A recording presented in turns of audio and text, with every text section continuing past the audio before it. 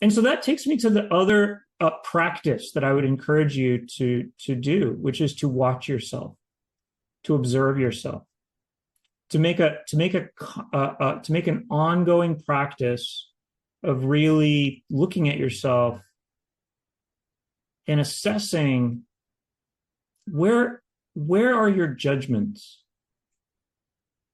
Where are your judgments?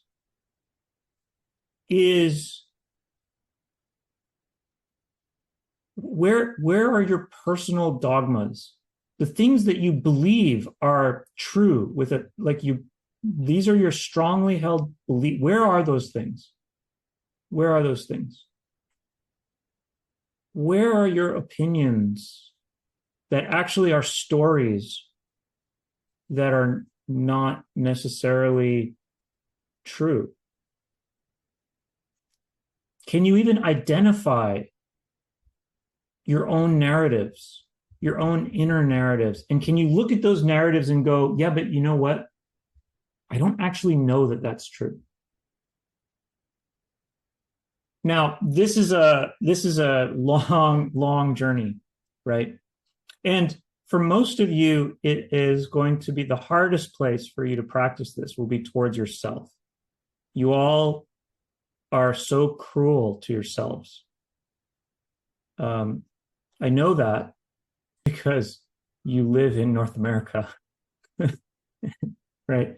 And so I know that the world is constantly telling you that you're not good enough, that you're not pretty enough, which you absolutely are, that you're not smart enough, which you are, that you're not beautiful in this way and that way, which is all the most horrific.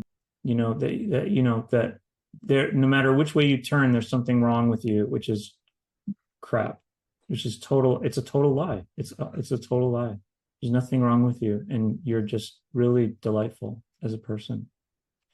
So however, in terms of your opinions, your narratives, right?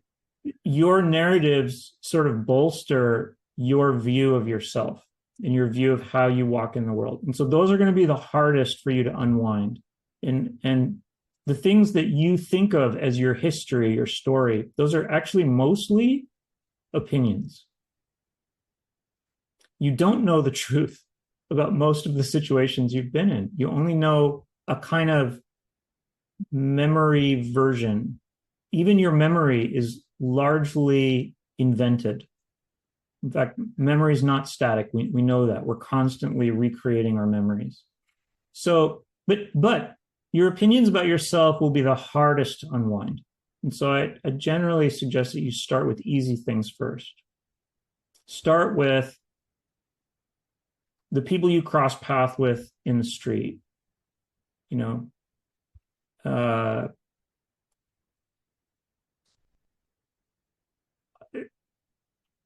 Maybe you're someone who loves dogs and you cross paths with someone and they're walking their dog off the leash. And you're like, oh my God, that's the most wonderful thing. Look at that. But then someone else might be like, oh my God, that is the most horrific thing. I'm wildly allergic. Now I'm going to die.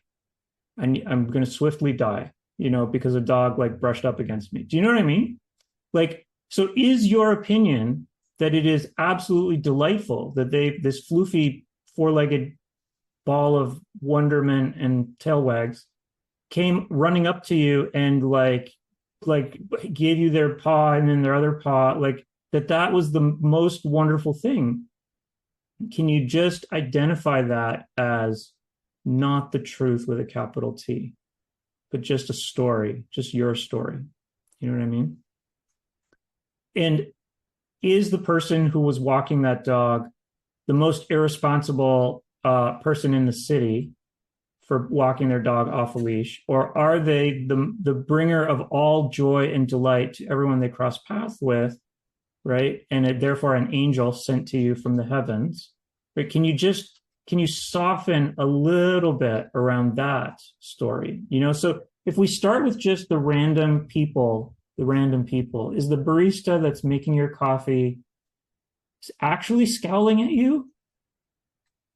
What if they're trying to smile, but they just have a toothache? and they came to work anyway, and like they're just like blessing your existence with bitter delights, you know? Right? Maybe they're not actually scowling at you. Maybe they just have RS resting scowl face. You know, maybe they just really like going through the world, inviting people to keep some distance from them, you know, like, maybe, right? So I'm just inviting you to just pay attention to where you have these judgments, these judgments, these opinions, these kind of stories that and just by observing them, you're going to start to shift your inner world to be just a little bit less fixed. So when you notice them, start to challenge them. Just like what I'm doing right now. Is that barista really scowling? Like maybe they're not. Maybe they're not. Maybe that's the way they smile. Maybe that's actually them smiling. Maybe a big floofy dog just ran up to them and they're allergic.